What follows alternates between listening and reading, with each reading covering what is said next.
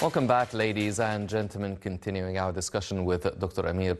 Dr. Amir, whenever we meet and discuss different topics and these different summits and conferences, even if they're economic or cultural ones, you always mention a political undertone or subtext to these meetings.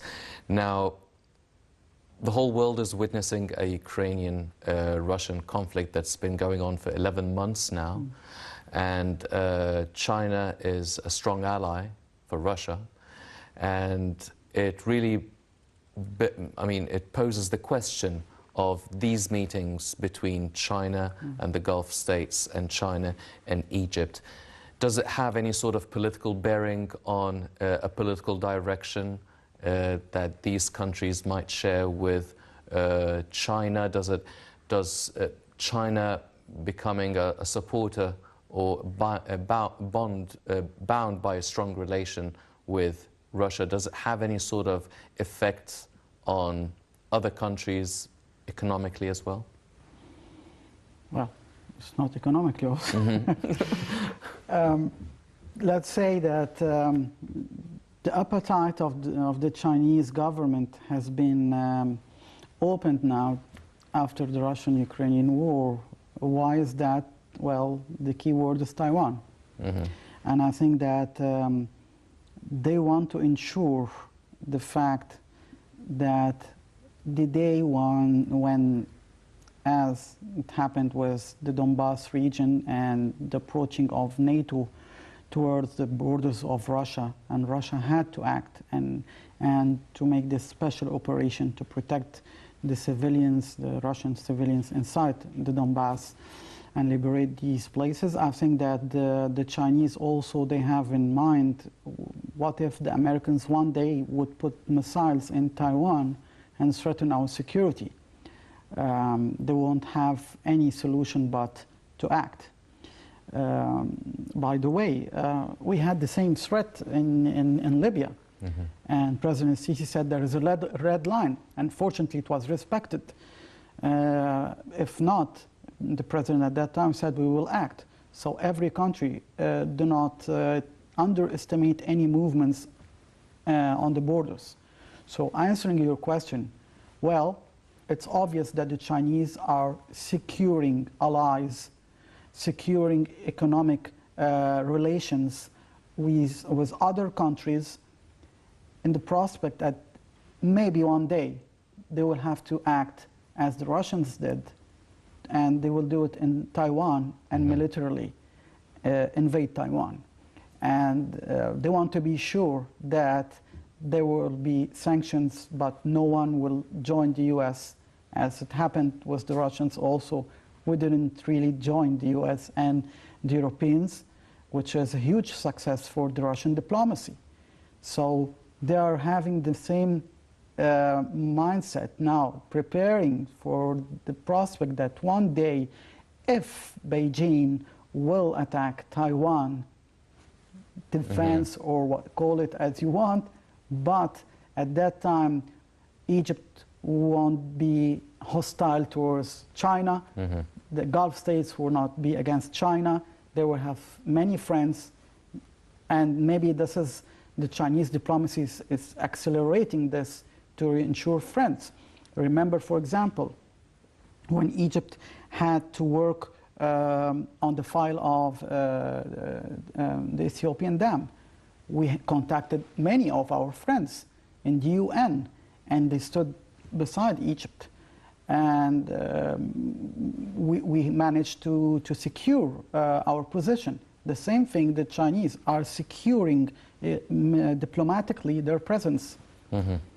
Well, does it mean that, the strong bond between China and Russia and the common sort of policy that they both follow, does that mean that they might lose more friends within the European continent, or will they lose maybe trade partners or less economic cooperation, or the European countries are basically putting everything political and military aside? They also want to look after their own economic interests and partnerships with the second biggest economy in the world, China? And does that also reflect on China wanting to put more eggs in Egypt's and the Gulf's basket?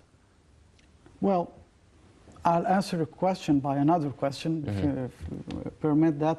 I will tell you and ask you, are the Europeans willing to take the same adventure as they took against Russia, again with China? They cannot afford it. Their economies cannot really afford new sanctions and new boycotts following Washington's steps. It will be devastating for the European economy. That's for sure this time. And it will be a suicide. So I think that they are not, that's why Beijing is not really interested in the cooperation with the Europeans now.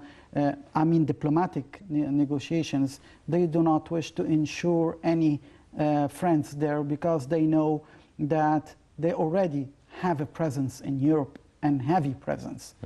The second point, what's the EU now? What's really the EU? You have Hungary, for example, with Viktor Orban, who said, we are against the sanctions against Russia now. So there is a split inside the EU. They went, Brussels went to the point to think about imposing some sanctions against Budapest at a certain time, because they said they are not following us. And then they said we cannot attack ourselves inside the European body. So even the European bloc now has a huge problem with that. Olaf Scholz, the German chancellor, was the first German chancellor to go to Beijing. And he went there when the sanctions with Russia failed. He started talking with the Chinese. It's not the other way. It's not China who went to Germany. So that means that he's the most powerful economic country in Europe, and he doesn't wish to lose the remaining of this alliance or cooperation. So yes, they will put aside all that. That's why China is focusing on Egypt and the Gulf states. They're following exactly the same steps of Russia. It's just they're copying everything. Yes. And pasting everything. Relations with the Arab countries, with the Gulf states, with Egypt, with Africa, ensuring all these friends, and then face the West. Dr. Amir, now you've explained why or what would be of great interest from China trying to strengthen its relations with Egypt and other Arab countries politically and economically and the security-wise and everything. Now, since 2014 till 2022, President Sisi has visited China 7 times. Now, taking out the years of the coronavirus pandemic, that's a rate of a visit a year. So what would Egypt want from China, the second biggest economy in the world and a major global superpower?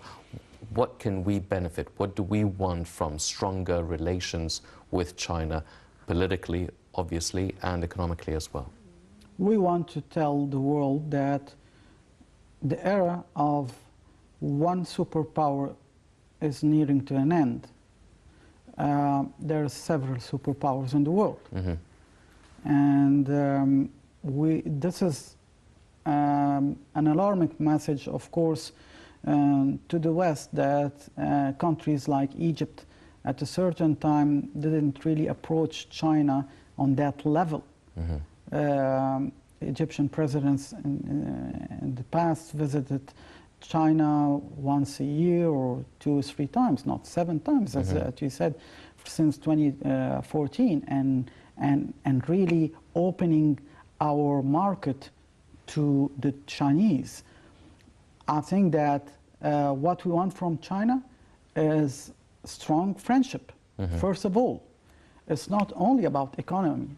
It's also, as I said, like the Chinese, you need them as a member of permanent member of the Security Council. They will secure the votes. It will. For instance, if Egypt one day decided to take any step to defend its national security and sovereignty, and it didn't suit the West, of course they will act through the UN first and try to gather some resolutions against us. If you won't have diplomatic friends or diplomatic pillars inside the Security Council like China and Russia, we will be in a bad situation like Iraq was and Libya was.